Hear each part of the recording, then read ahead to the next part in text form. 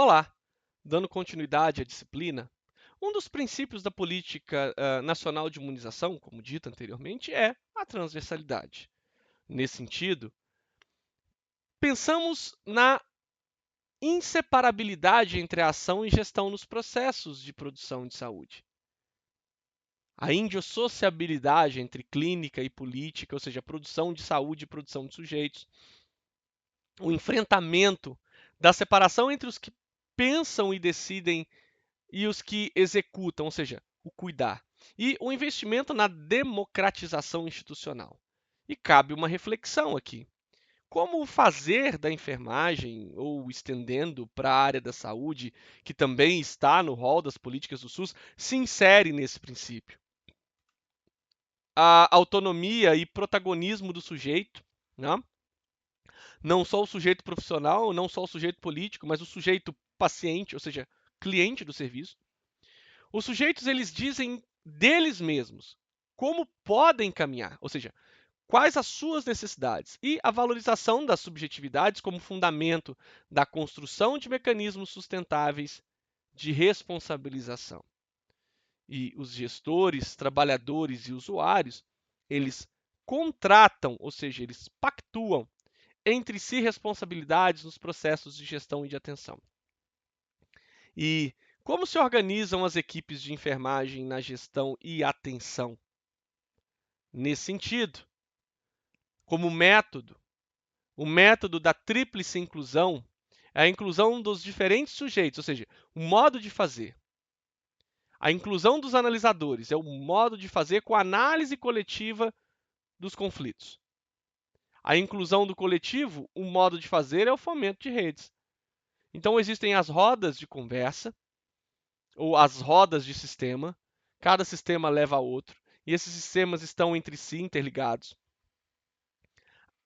Cada uma dessas interligações requer uma análise coletiva dos conflitos que surjam ou dos problemas que aconteçam.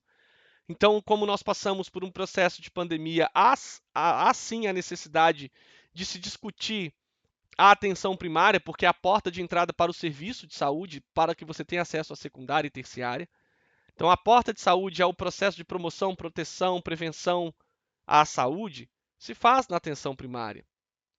Nessa forma, algumas diretrizes elas nos ajudam a entender essa política nacional de imunização que expressa o método da inclusão no sentido do acolhimento, da clínica ampliada, da valorização do trabalho do trabalhador, da defesa dos direitos dos usuários na saúde, como já dito na cogestão, o fomento das grupalidades, do coletivo e das redes, a memória do SUS que dá certo, ou seja, usar as experiências que foram muitas vezes pouco exitosas para criar subsídio, para criar práticas mais exitosas com base nos erros que muitas vezes acontecem nas aplicações de certas legislações.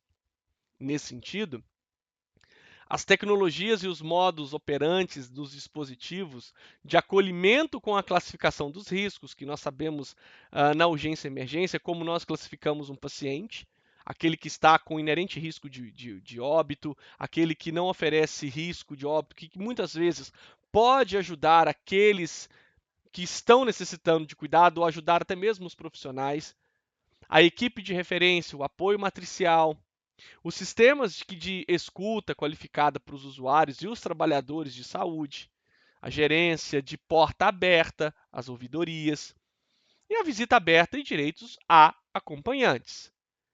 Nos dispositivos, o projeto terapêutico singular e o projeto de saúde coletiva, grupo de trabalho de humanização e a Câmara Técnica de Humanização, projeto cogerido de ambiência, o colegiado gestor, e o colegiado, muitas vezes, ele é formado por indivíduos da sociedade. Os contratos de gestão intermunicípios, município-estado, município-união, estado-união, etc. Ou seja, nesse sistema tríplice, tripartite, né? Então, cada um desses dispositivos, eles nos auxiliam a entender a política nacional de saúde, a elaboração da política nacional de saúde, como essa política ela pode, de sobremaneira, ajudar a somar essa idealização do Humaniza SUS. Muito obrigado.